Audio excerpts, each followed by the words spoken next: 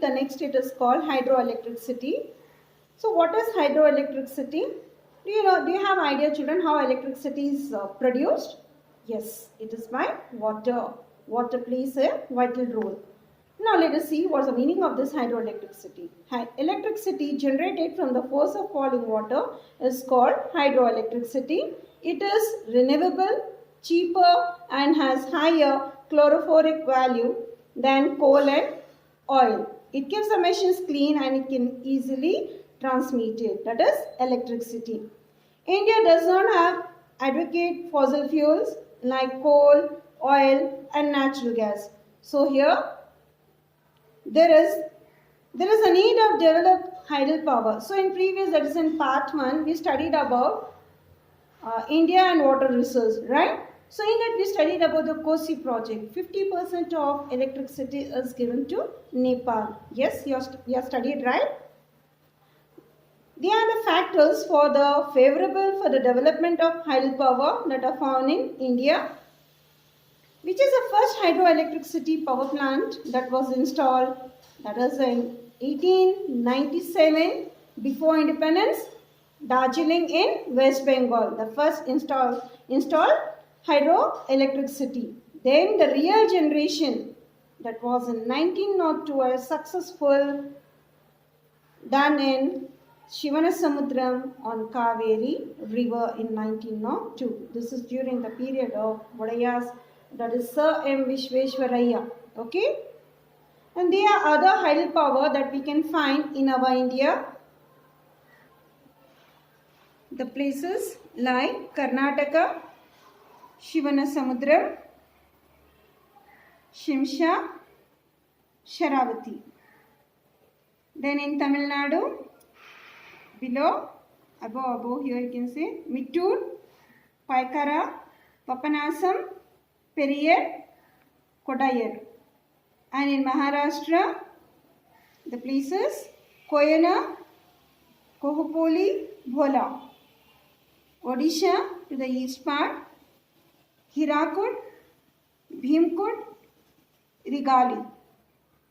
Andhra Pradesh, Sirisalem, Ramapada Sagar, Telangana, Nizam Sagar, Nagarjuna Sagar, etc. Kerala, Idiki, Sabargiri, Parambikulam, etc. Okay, these are the hydropowers that we can find in our India. The other hydropowers like Ukai, Kodana in Gujarat, Maithan Tikya, Panchathil in Jharkhand, Bhakranangal in Punjab, Kosi in Bihar, Gandhi Sagar in Madhya Pradesh. So there are many other hydropower projects that are various in our nation. Now let us study about the nuclear power. The energy generated from the atomic mineral is called nuclear power. India, the demand for energy has increased. The production of power is not enough to meet the requirement. Yes? So hence India formulated the program that is called nuclear power productions. So we find this nuclear power in our India. So it is having a large reserves of atomic minerals like uranium and thorium, which are required for the generation of nuclear power. And India is having a nuclear power stations like the first nuclear power plant was set up in Tarapur in the year 1969 after independence and Republic Day. So totally there are 7 nuclear power plants in our nation. This is very important, children. So you will get this for location as well as for question answers for 2 marks.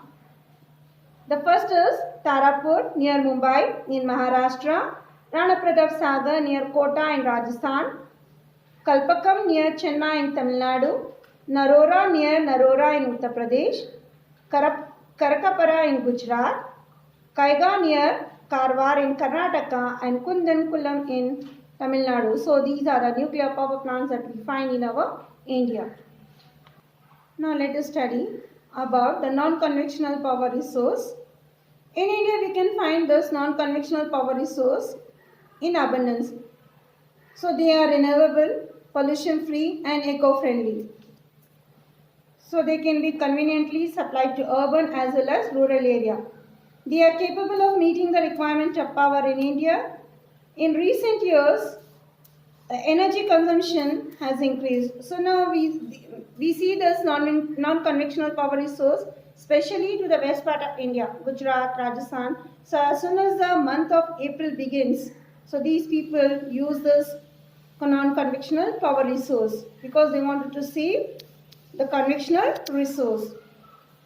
The energy crisis. This is one of the problem in India, that is to the days which we are seeing to the present.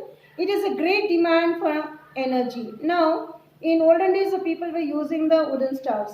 Then later the kerosene, then LPG. So now, for the LPG, it's a demand or not? Yes, it's a demand, as well as the prices are just getting increased.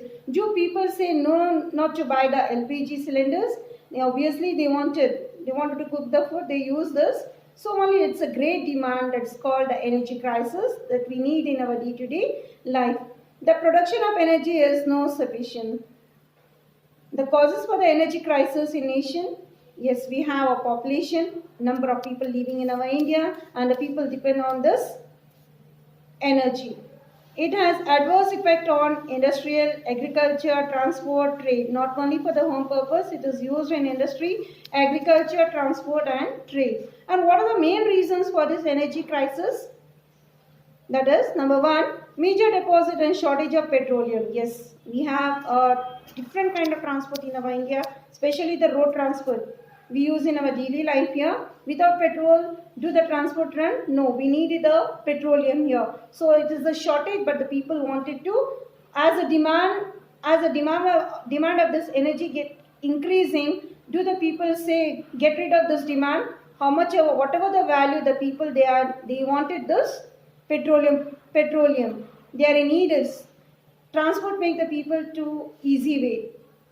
The second comes poor quality of coal, erratic rainfall, in the sense here irregular of rainfall. Due to this, a generation of hydroelectricity, especially in summer, we face a power cut here. Why? Because we face a shortage of rainfall and we have a power cuts, and industries where they undergo for, in the sense here for the purpose, industries they undergo for generators. How these generators run? On petrol. And the next problem is loss of power in the process of transmission. And the last is limited use of non-conventional energy resource. In urban also, do the people, are they useful for this non-conventional? No, they wanted the work to be get fast, so they depend on conventional, not on non-conventional. And what are the measures that we can solve this? What are the measures that undertaken for conventional resource? Number one, increase the production of petroleum and coal.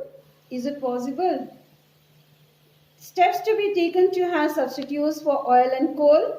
Importance must be given to increase water power generation. And last, greater use of non-conventional sources of energy. So we see the ad, save plants, save water, but do people follow? And especially when there is a signal or people want to go by short distance, do they use the non-petroleum vehicles? They wanted to go in the sense that they wanted to use motorbikes.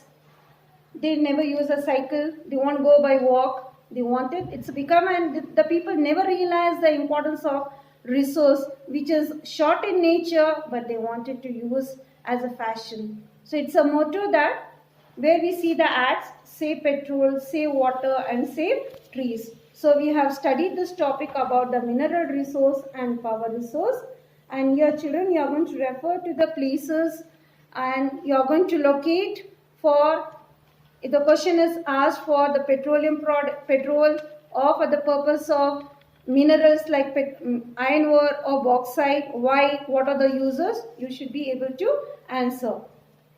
Thank you.